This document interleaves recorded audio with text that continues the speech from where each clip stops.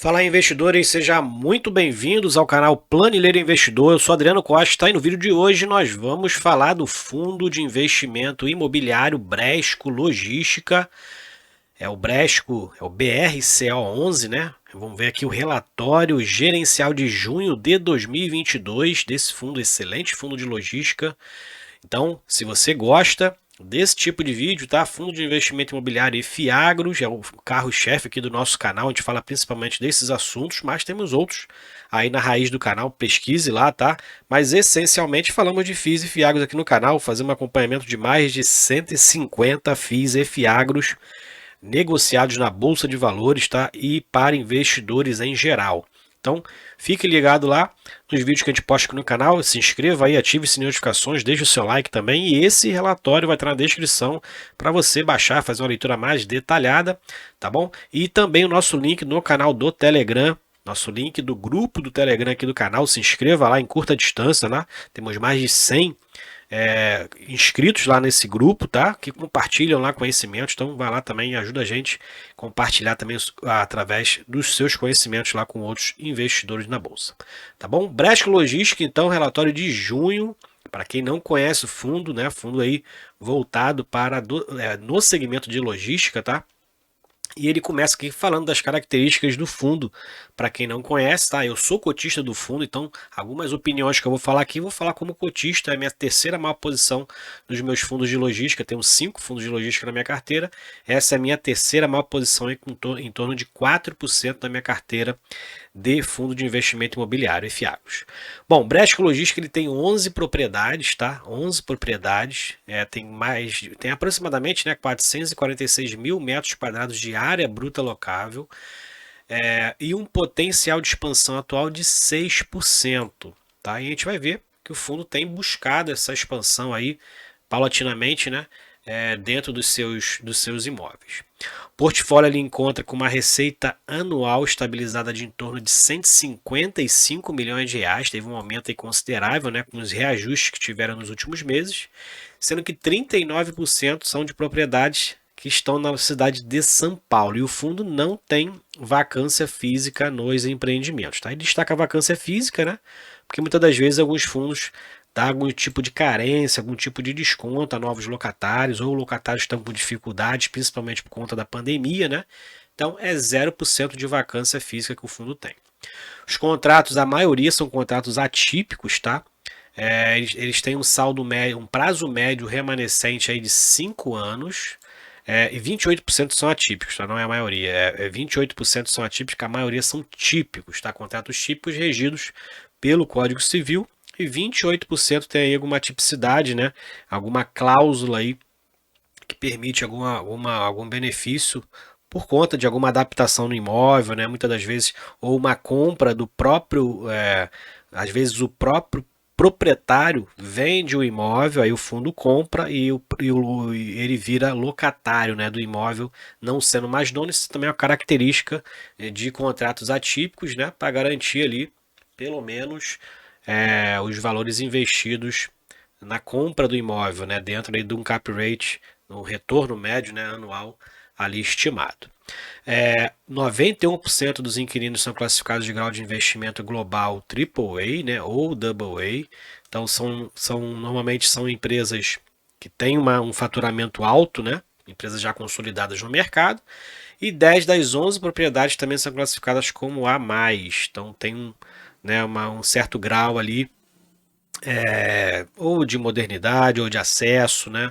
Muitas das vezes aí é, é, classificadas pelo mercado, inclusive, né? E a gestão do fundo é uma gestão ativa, tá? Característica também dos fundos que a gente fala aqui no canal, além de ser para investidores em geral, ele tem que ter uma gestão ativa, a maioria que a gente fala aqui no canal é de gestão ativa, e é do segmento de logística. Bom, ele tem algumas informações, algumas características também do fundo aqui de informações gerais. O código de negociação do fundo na bolsa é BRCA11, tem mais de 14 milhões e 700 mil cotas emitidas. Ele que tem um patrimônio líquido de quase 1,8 bilhões de reais. O valor da cota, né, patrimonial está R$ 118,90 e no mercado está em torno de R$ 98. Ó. Inclusive aqui no encerramento Desse relatório, 98,50, o fundo então está aí mais de 20%, né, descontado no mercado aí, aproximadamente. E o gestor é a Bresco Gestão, tem uma taxa de gestão de 1% ao ano. Essa taxa de gestão, muitos têm dúvida, como é que eu pago essa taxa de gestão? Não, isso aí já vem descontado, já vem aqui ó, na DRE mensal, ela já vem apropriada aqui, ó, taxa de administração, taxa de gestão já vem apropriada, e o que vem para você como provento já vem líquido dessas taxas do fundo, tá? Inclusive taxa de performance que o fundo tem, 20% da distribuição bruta que exceder 6% dos valores das emissões atualizadas pelo IPCA. Então é um valor que pega valores históricos, né? O fundo não compartilha esses cálculos conosco. Isso aí que é prejudicial. É muito difícil você ver um fundo que compartilha esses cálculos de taxa de performance com o cotista através de seus relatórios, né? A gente só vê aqui, na verdade, as apropriações dessas taxas, mas não vê qual o cálculo, né? E provavelmente o fundo não tem pago essas taxas porque ele não tá, nenhum fundo praticamente aí de logística está tendo uma performance ainda mais acima do IPCA, mais um spread de 6%. Então por isso que a gente vê aqui tudo zero aqui, ó, taxa de performance, a gente vai ver isso na DRE. A administradora dela é a Oliveira Trust, tem uma taxa de administração que varia, né? Se o PL é maior que 1 bilhão, então paga 0,03 ao ano de taxa de administração. E formador de mercado é XP Investimentos. Então começando aqui, a gente já começa com a DRE, ao critério de caixa. Então é a DRE que interessa para o cotista, né, a regime de caixa. Total de receitas do fundo no mês de junho foi de 12 milhões de reais, a maioria são receitas de locação, né, que é a principal receita do fundo. Total de despesas 1,7 milhões de reais, a maioria são taxas de gestão e taxa de administração praticamente foram as despesas. Tem algumas despesas aqui, taxas de despesas com propriedade, despesas gerais, despesas financeiras, né, que normalmente são despesas de algum financiamento do fundo. A gente vai ver se o fundo tem financiamento aqui, né, alguma securitização de algum imóvel. E o lucro de caixa foi muito semelhante ao lucro de caixa de maio, 10,2 milhões de reais. Teve um ajuste aqui, o fundo então distribuiu mais do que o resultado aqui, um ajuste semestral também, né? Para poder o fundo alcançar os 95%, a mínima, ele exatamente distribuiu 95% do caixa, do resultado de caixa semestral, que é o que a lei determina.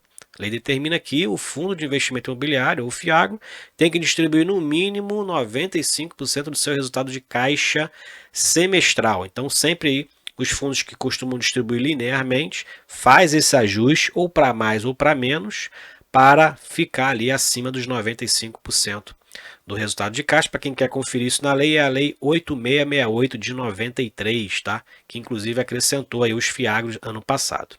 Então, o lucro de caixa no período, né, da distribuição, na verdade, lucro de caixa distribuído foi 110%, que ele usou aí, né, o acumulado do semestre para equalizar aos 95% mínimo, e no mês de junho deu 110% de distribuição. Então o fundo, mesmo assim, distribuindo o mínimo, né, o resultado aí 5% acima da distribuição. Mercado secundário, então como ele já falou, o fundo encerrou a 98,50 mês de junho, tá? Teve aí um volume de negociação diário médio de 2,2 milhões de reais. A rentabilidade desde o IPO está em 15,6% versus o negativo do IFIX, 4,1%. Tá? E o fundo hoje está com 78.000 cotistas, 78.800 cotistas, tá? E o volume médio de negociação no mercado desde o IPO está em torno de 2,65 milhões ao dia. E o giro de cotas nesse período já foi mais de 105%. Dentro da rentabilidade, a gente vê que no mês de maio o rendimento anunciado foi de 77, né? Então foi aí acima do que o fundo está acostumado a distribuir, em torno de 63, 65, né? Justamente para equalizar junho, então não se iluda com esse dividendo, né? Normalmente o fundo tem uma média realmente ali de 65 centavos de distribuição, vamos ver se ele vai manter isso, né? O rendimento anualizado pelo valor de mercado ficou em 9,4%, negativo, né? Então, normalmente aqui a rentabilidade no mês de junho, né? Na verdade, no mês de junho, a rentabilidade do IFIX foi negativa em 0,9% e do fundo foi de negativa de 0,7%. Então, o preço de mercado caiu em relação ao mês de maio. Falando do portfólio, então a gente vê algumas nos gráficos de Pitts aqui, né? Algumas características. A maioria está em São Paulo, como a gente viu lá em cima, né? E está em mais outros 5 estados. E dentro das características dos imóveis, né, 73% são da característica last mile, que é próximo ao consumidor final, né? E aí muitas empresas aí de logística, né, tem essa possibilidade de locar os imóveis do fundo e ficar próximo aos grandes centros de consumo. E 39% da receita do fundo, ó, vem da cidade de São Paulo, dos imóveis que estão lá. E o fundo tem 27% de centros de distribuição. Essa é a carteira de clientes, então são, né, grandes players aí, né? Grupo Pão de Açúcar, Magazine Luiza, Natura, Mercado Livre, BRF, né? Ripple, grandes Carrefour, né? Grandes players de mercado. A maioria do setor de atuação da onde vem a receita do fundo, né? 57% da receita do fundo vem do segmento de varejo e de e-commerce e 35% vem de bens de consumo, né? E outros vêm de operador logístico e indústria. Aqui é a classificação dos inquilinos, né? A classificação das propriedades. Mais para baixo a gente verifica que a participação de cada pela receita, né? A participação na receita por cliente e por imóvel. Então, o Grupo Pão de Açúcar representa 28% da receita, então está bastante concentrado no inquilino só, né? 13% Mercado Livre, e aqui fica mais distribuído, mas o fundo está muito focado aqui, né? Muito concentrado no Grupo Pão de Açúcar, né? Mais de um quarto da receita vem do Grupo Pão de Açúcar, porque eles ocupam os 2 maiores imóveis, né? Aqui 19% no centro de distribuição 6 e no centro de distribuição 04, 9%, né? Então, eles ocupam esses 2 centros de distribuição ali em São Paulo e tem uma representatividade muito alta na receita. Aqui algumas informações que a gente já viu lá em cima, né? Então, não vou repetir aqui, destaca aqui pra gente. Dentro da tipologia também a gente já viu a tipologia, a maioria são contratos típicos, 72%. Os contratos aqui, a maioria, 95% são reajustados pelo IPCA. Então, ó, teve um reajuste muito grande aqui em maio e junho, ó, por isso a receita teve também ali a receita anual estabilizada teve um aumento em relação aos relatórios aqui dos meses anteriores, né? Tem mais contratos a serem reajustados agora no último quadrimestre de 2022. E dentro aqui dos contratos, né, dos contratos típicos e atípicos, a gente vê aqui as revisionais, né? Então os atípicos, por exemplo, só vão ser revisados a partir de 2025. Aqui o número de cotistas vem aumentando, né? Aumentou mais aí, ó, de 74 para 79 mil cotistas de maio para junho, então segue aumentando. 51% são pessoas físicas. E aqui o fundo não compartilhava essa informação aqui, pelo menos eu não vi, né? O relatório passado a gente não fez a leitura, mas eu não vi no relatório de abril essa informação, não me recordo, né? Mas tá aqui. A alavancagem que o fundo tem hoje é apenas no imóvel do BRF Londrina, e é uma alavancagem bem estruturada, como a gente vê aqui, é de um contrato atípico, tem 130 meses de prazo de pagamento, iniciou agora em fevereiro, término em novembro de 2032, então aí aproximadamente 10 anos, né? 10 anos e meio, mais ou menos, tá? 10 anos e meio, que tem aí até o término, né? É um pouco mais de 10 anos e meio, se contar de fevereiro, mas tem aproximadamente 10,5 meses aí até o encerramento, e ele é alinhado ao contrato do contrato da BRF Londrina, tá?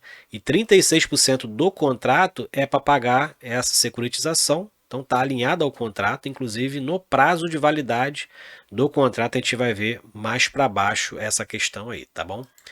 Dentro da especificação de cada imóvel. Aqui as obras de benfeitorias. expansões. Então essa benfeitoria aqui já está na terceira fase, né, da Whirlpool São Paulo, terceira fase, 3% concluído, já passou por duas fases aí, essas obras de modernização e benfeitorias. Então o fundo segue atualizando seus imóveis, né, segue utilizando aí os espaços para expansões, por exemplo aqui no Bresco, Bahia. Então, a obra já concluída, foi uma expansão, foi um refeitório feito lá na BRF Bahia, né? Iniciada, aqui, ó, que ele fala aqui, iniciada as obras de ampliação no refeitório e as benfeitorias foram entregues agora em junho, então foram 6 meses de obra. Utilizou um espaço lá que tem um potencial de expansão e o fundo segue fazendo esse tipo de atualização nos seus imóveis, modernizando os imóveis, né, e aproveitando o espaço para, nessas expansões também, aumentar a receita do fundo, tá? Aqui é cada imóvel, né, então é o portfólio imobiliário, onde a gente verifica aqui todas as características, né, o prazo remanescente, aqui por exemplo, nesses dois centros de distribuição que a gente viu que tem a maioria aqui, ó, pelo Grupo Pão de Açúcar, tem que ficar de olho, porque os dois contratos são contratos típicos e, por exemplo, esse aqui que representa 9% da receita, ó, já vence daqui a um ano. Então tem que ficar de olho nessas renovações. Esse daqui ainda tem um contrato de quase 5 anos ainda, né? Que representa 19% da receita, se eu não me engano, esse daqui de cima, mas esse aqui de baixo representa quase 10%, então uma representatividade bem alta, e o contrato vence daqui a um ano, então a gente vai ficar de olho nessa renovação. Aqui também tem outros imóveis que você pode ver as características de cada um deles, né?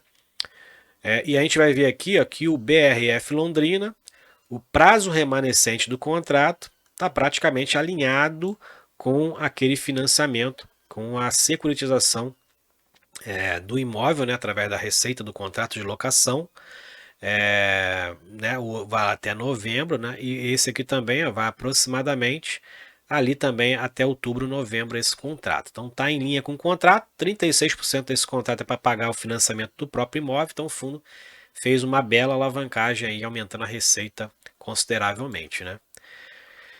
E é isso. Relatório então gerencial do fundo BRCO11, para mim um fundo alinhadinho, tá? Tem bons imóveis, a gente vê ali a característica dos imóveis próximos aos centros de distribuição, principais centros consumidores, tenho na carteira, não é nenhuma indicação de compra nem de venda, mas ele se encaixa dentro da minha estratégia, por isso que é um dos 5 fundos de logística que eu tenho na minha carteira. Se você também é investidor do fundo Bresco Logística, compartilhe com a gente nos comentários qual o percentual da sua carteira hoje e se inscreva no canal, ative as notificações, deixe o seu like para ajudar a gente aqui no canal, tá? E verifique aí o link do nosso grupo do Telegram, se inscreva lá, converse com a gente também lá no nosso grupo, tá? Tem também nosso endereço lá do Instagram, do Twitter e também nossa área de membros já está aberta, verifique lá os benefícios, tá? Inclusive tem assessoria contábil, então verifique lá os nossos benefícios do nosso área de membros aqui do canal, tá bom? Fique com Deus então, até o próximo vídeo, tchau, tchau.